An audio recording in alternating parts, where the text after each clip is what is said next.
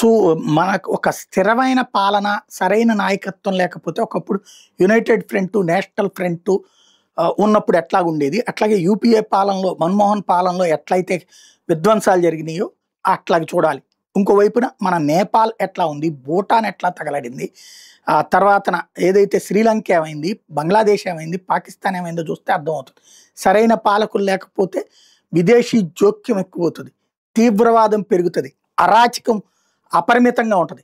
ఇప్పుడు పాలస్తీనా, యెమెను, తర్వాత ఆ పక్కన ఉన్నట్టు లెబనాను, వీటిట్లో ప్రజల చేత ఎన్నికైన ప్రభుత్వాలు పక్కకి పోయి తీవ్రవాదుల చేతుల్లోకి వెళ్ళిపోయారు. ఇప్పుడు సూడాన్లో అట్లాంటి యుద్ధమే జరుగుతుంది. సూడాన్లో ఆర్మీ పారామిలిటరీ బలగాలు ఒకళ్ళ మీద ఒకళ్ళు యుద్ధం చేసుకుంటున్నారు 2 ఏళ్లుగా. దీంతో చిన్నారులు కూడా బలైపోతున్నారు. తాజా గురువారం దక్షిణ కార్డోఫోన్ రాష్ట్రం కలోగిపట్నంలో కిండర్ గార్డెన్ మీద పారామిలిటరీ బలగాలు జరిపిన డ్రోన్ దాడిలో 50 మంది చనిపోయారు. ఇందులో 33 మంది చిన్నారులు.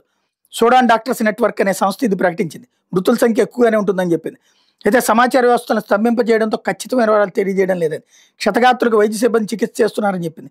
స్కూల్లో ఉండగా చిన్నారులను చంపడం, చిన్నారుల హక్కుల్ని తీవ్రంగా ఉల్లంఘించడమని యూనిసెఫ్ సూడాన్ ప్రతినిధి షెల్టన్ ఎట్ చెప్పుకొచ్చారు. సంక్షోభాలకు చిన్నారులు బలి చేయడం తగదన్నారు. చమురు నిక్షేపాలున్న కోర్డోఫాన్ మీద ఆధిపత్యం కోసం ఆర్మీ పారామిలిటరీ బలగాలు ఇప్పుడు గత కొన్ని వారాలుగా తనుకుంటున్నాయి.